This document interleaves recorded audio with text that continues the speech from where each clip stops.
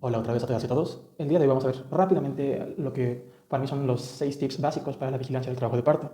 Es un tema que será de interés para aquellos internos que vayan llegando al servicio de ginecología, pasantes o incluso para los residentes de primer. Tip número uno es entender que la vigilancia del trabajo de parto no solo va a permitir evaluar de forma rutinaria el bienestar fetal, sino que también nos va a permitir detectar algunas desviaciones de la curva de progresión normal del trabajo de parto para evitar cesáreas de urgencia. ¿Por qué? Porque son las cesáreas de urgencia las que tienen más mortalidad materna y perinatal.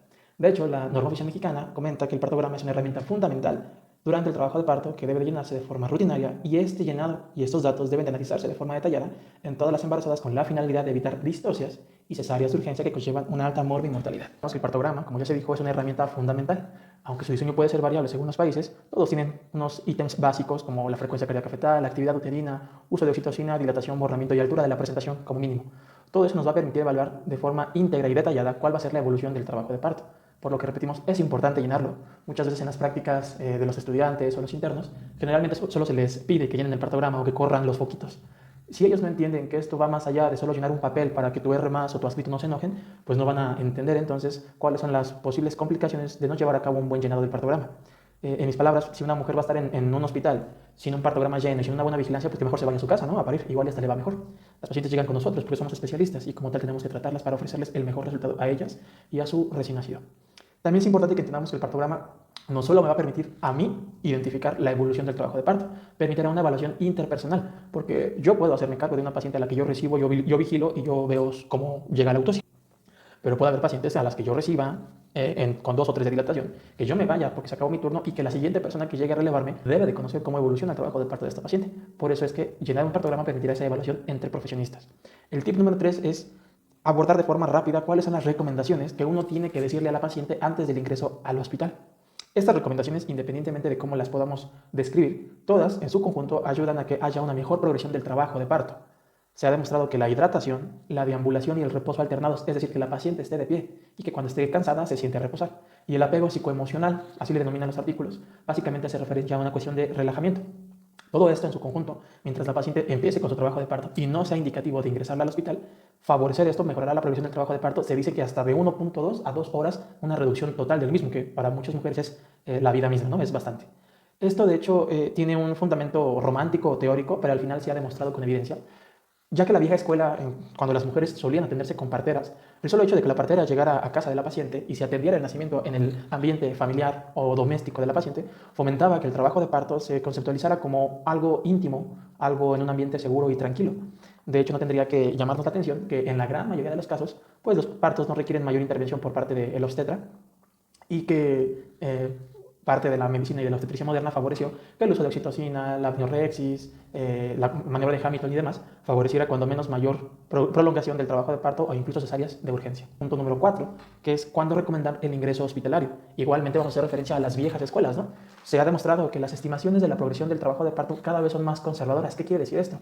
Que ya no vamos a hablar de que una multípara tiene que dilatar 2 centímetros por hora y una nulípara 1 centímetro por hora. Estas estos parámetros de la normalidad del parto tienen su origen en un estudio que el doctor Emanuel Friedman hizo en 1954.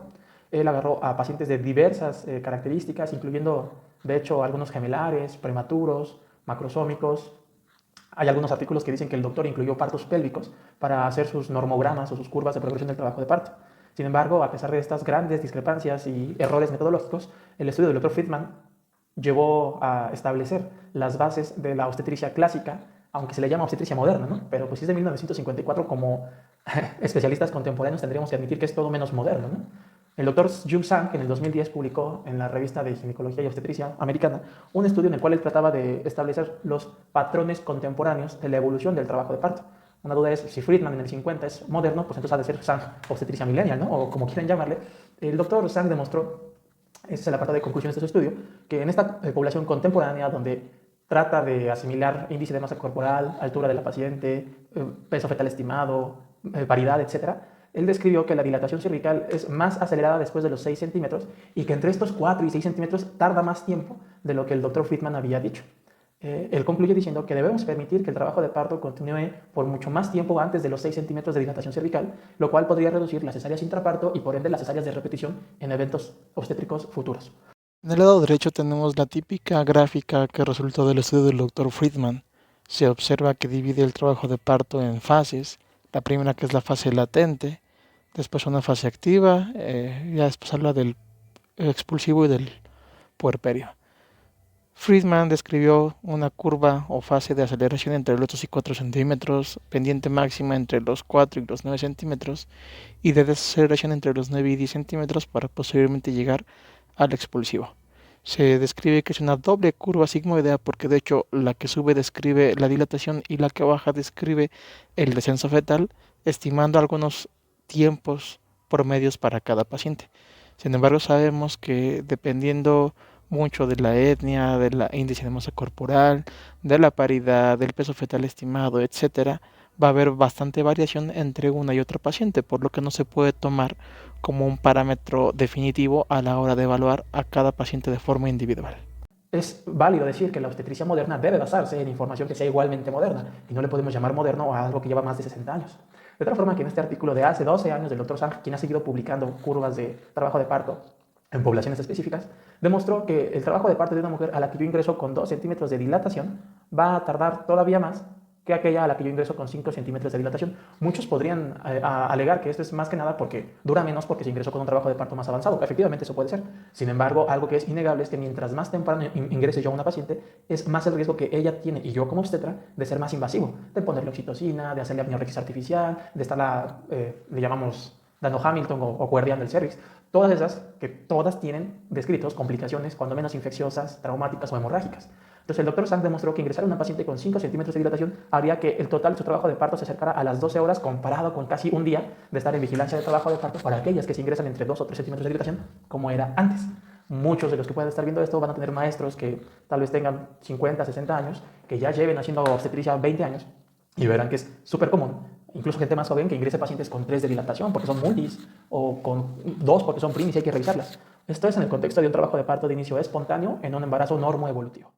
Aterrizando el punto número 4, cuando se recomienda el ingreso hospitalario es una vez que se establece la fase activa del trabajo de parto, que es a los 5 centímetros. En el tip número 5, que es el penúltimo, como interno, como estudiante, como R1, ¿qué es lo que yo debo de hacer o fomentar para que mi paciente tenga una buena evolución del trabajo de parto durante su ingreso hospitalario? Bueno, igualmente, la libre posición, que va a disminuir la duración del parto, repito, de entre 1 a 2 horas. La ingesta de líquidos, que va a mantener un buen estado de hidratación, un buen equilibrio hidroelectrolítico, sabiendo que el calcio, el magnesio son importantes para que haya una buena contracción uterina, y también que representa un aporte calórico para una paciente en trabajo de parto. Y el acompañamiento igualmente emocional, tiene mucho que ver este acompañamiento porque más que ser románticos, es ver a la paciente en el contexto del estrés físico y el estrés psicológico. El piso pélvico, los músculos del suelo pélvico van a responder al estrés. Esto va a alterar el descenso del feto. Entonces, una mujer que está estresada, que se siente insegura, una mujer que está a la defensiva durante su trabajo de parto, es frecuente que tengan una contracción o contractura del suelo pélvico, por lo que disminuiría el encajamiento y el descenso del feto, no así en aquellas pacientes que se sienten relajadas. Por eso esos 3 puntos, libre posición, ingesta de líquidos y acompañamiento, igualmente se ha demostrado que disminuyen la duración del trabajo de parto, disminuyen el riesgo de lesiones del perine, tercer y cuarto grado, disminuyen el riesgo de un parto instrumentado y disminuyen el riesgo de que yo termine siendo una cesárea intraparto con todas las complicaciones que esta representa. La guía de práctica clínica al respecto 2019-052 recomienda entonces la libre movilidad y la adopción de la postura vertical durante el trabajo de parto en mujeres sanas. Muchos podrían decir que las enfermeras no los dejan, muchos podrían decir que en su hospital no tienen los recursos. No se necesita ningún recurso para tener una paciente deambulando en la sala de tococirugía. Y deambulando no es que estén del triage hasta quirófano y de regreso, simplemente que estén de pie y que puedan hacer ciertos movimientos libres. Eso, para quien quiera leer un poquito más, disminuye el dolor de la misma contracción, disminuye la percepción álgica del trabajo de parto. Entonces es importante que como obstetras y como especialistas fomentemos esto. Y si a alguna enfermera o X persona se les pone un poquito pesado, pues no discutan, pero ustedes tienen la razón porque la evidencia dice que así debe de ser. Al mismo tiempo, a las pacientes se les recomienda ingesta de líquidos claros. Algunos podrían decir, es que si se complica y la quiero operar y el anestesiólogo me va a decir, el que es buen anestesiólogo, se digne de decirse buen anestesiólogo, va a saber primero que toda paciente embarazada se considera con estómago lleno. Así que no podemos decir que como no tienes ayuno no te lo opero. Segunda, una cesárea de urgencia es eso. Uno no interrumpe a una paciente en parto por cesárea porque ya se cansó de esperar o porque a la señora le duele mucho. Hay criterios específicos de interrupción vía cesárea de un trabajo de parto y todos son urgencia en mayor o en menor grado, pero son urgencias. De tal forma que eso de que si yo le doy líquidos a mi paciente estoy perjudicando el pronóstico de una cesárea, completamente falso. Incluso los buenos anestesiólogos saben que hay un rango entre 60 y 80 mililitros de ingesta de líquidos para que la paciente no tenga un riesgo elevado. Y el sexto punto, ¿cómo voy a vigilar yo como interno, como residente, como estudiante, que ya regresaron a los hospitales después de COVID? ¿Cómo vigilan el bienestar fetal? Como vimos en el primer apartado, el bienestar fetal es importante en un trabajo de parto. Es básicamente el objetivo número 1, que no tenga yo un bebé muerto. Y es importante que todos sepamos que el bienestar fetal se puede perder en cualquier momento, al inicio del trabajo de parto, en la fase latente, en la fase activa y sobre todo en el periodo expulsivo, que es el que se asocia con mayor compresión del cordón, con mayor presiones externas hacia el feto, que representa más estrés, y en algún feto que no tenga una adecuada reserva placentaria puede condicionar alteraciones del pH y por ende morbimortalidad perinatal. Entonces, el monitoreo electrónico fetal continuo solo se va a realizar si hay una indicación per se de hacerlo, es decir, fetos afectados con restricción del crecimiento intrauterino, enfermedades hipertensivas tipo preeclampsia y eclampsia, diabéticas gestacionales y pregestacionales, tal vez colestasis intrahepáticas como lo vimos en la clase anterior, oligohidramios, ruptura prematura de membranas, doble o triple circular de cordón, etc. O sea, hay indicaciones claras y específicas de realizar una vigilancia electrónica fetal continua. Para todos aquellos que no estén en esa lista de indicaciones, se recomienda la vigilancia intermitente con PINAR o con fonodetector, dependiendo de la fase del parto. La guía de práctica clínica hace una muy buena recomendación al diferenciar cómo se va a vigilar depende de la etapa del parto. En la etapa del parto fase activa se va a vigilar la frecuencia cardíaca fetal cada 15 a 30 minutos, inmediatamente después de una contracción durante 1 minuto, y en el periodo expulsivo, que es el que tiene mayor riesgo de afectación fetal por baja reserva, se recomienda auscultar de forma igualmente intermitente, pero cada 5 minutos durante 1 minuto al término de la contracción. ¿Por qué lo hacemos al término de la contracción? Y de forma inmediata, porque los que saben un poquito más de registro ecocardiográfico, las desaceleraciones recurrentes o tardías son las que se asocian con alteración del bienestar fetal y solo las vamos a detectar de forma intermitente si escuchamos la frecuencia cardíaca después de la contracción para ver si hay una anomalía, incluso terminada la contracción, persiste la anomalía de la frecuencia cardíaca fetal. Es algo bastante importante porque igualmente si los estudiantes no entienden qué es lo que le puede pasar a un feto al que le deje de escuchar la cardíaca 1 hora en un expulsivo, pues creo que eso explica mucho los desafortunados desenlaces fetales que tenemos en los hospitales. A manera de conclusiones, sabemos que favorecer que la paciente perciba su trabajo de parto como un evento íntimo y personal favorecerá las posibilidades de parto sin distocia. La deambulación, la hidratación y el acompañamiento mejoran las posibilidades de progresar a una autopsia. El ingreso hospitalario tardío, es decir, con 5 centímetros o más, mejora las probabilidades de autopsia y disminuye las probabilidades de que yo le esté invadiendo a mi paciente con oxitocina, con amniorexia, etc. Durante la vigilancia hospitalaria, nuevamente la deambulación, la libre postura, la hidratación y el acompañamiento mejoran las probabilidades de parto sin instrumentación y disminuye el riesgo de lesiones obstétricas del esfínter anal. Y por último, la vigilancia fetal intermitente con fonodetector o con estetoscopio de PINAR es adecuada para aquellos embarazos de bajo riesgo durante el parto y no representa mayor morbimortalidad perinatal. Estas son las bibliografías que yo les recomiendo leer. Saben que es bien importante que no solo se queden con lo que uno les pueda compartir por su experiencia, por lo que uno ha leído, por lo que uno ha vivido. Y es igualmente importante que cada uno aprenda no solo de la experiencia de uno, sino de la propia. De tal forma que esas son al menos 4 referencias bastante adecuadas: la guía de práctica clínica, la norma nacional, y 2 artículos muy buenos: el artículo del Dr. Sang de los patrones contemporáneos y un artículo de EMC Consul del 2020 que habla, dentro de todo, de cómo favorecer un trabajo de parto con disminución de la instrumentación, del uso de ventosas, de forceps, de lesiones y de hemorragia. Ya saben que dejen sus comentarios, dudas, recomendaciones y nos vemos en un próximo video.